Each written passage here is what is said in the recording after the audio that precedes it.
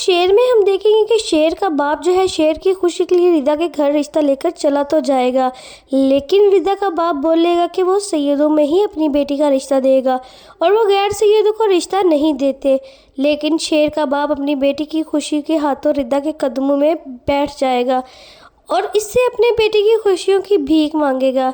लेकिन जो शेर है इसको वहाँ से उठा देगा और बोलेगा वो अपने बाप को इस तरह से गिड़गिड़ाता हुआ नहीं देख सकता।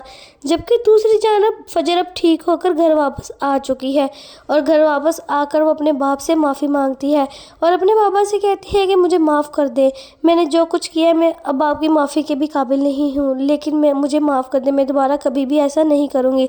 लेकिन उसके बाबा मुँह फेर के दूसरी तरफ कर लेते हैं। वहीं पर जो शेर होता है उसके सामने उसके चचा की भी हकीकत सामने आ जाती है। उसके चचा बहुत अरसे से उनकी कंपनी में फ्रॉड कर रहे होते हैं। वो अपने बाबा के पास जाता है और बोलता है ये सारी जो पेमेंट्स है ये फेक है, ये किसी भी कंपनी को नहीं की गई और इसका अप्रूवल आपके भाई ने दिया है, आपने भाई नहीं बल्कि सांप पाले हुए हैं।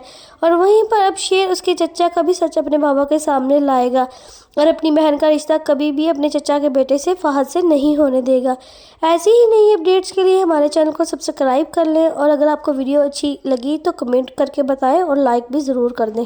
वो फजर को देखने के लिए हॉस्पिटल जाता है और वो उसे वहाँ पर बताती है कि बाबा शेर को कोई कसूर नहीं है, फहद को मार दे गोली। और वहीं पर अब जो फजर है वो जहर के असर से भी बाहर आ जाती है। वो अपनी माँ से बोलेगी कि बाबा को कहो कि मैं ज़िंदा हूँ, उनके जहर में भी खोर था बिल्कुल जैसे मेरी मोहब्बत में था।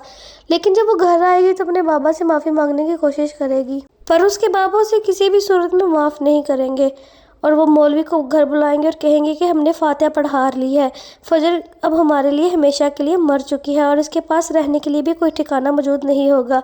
इसलिए वो शेर के पास जाएगी और उसे रहने के लिए ठिकाना मांगेगी।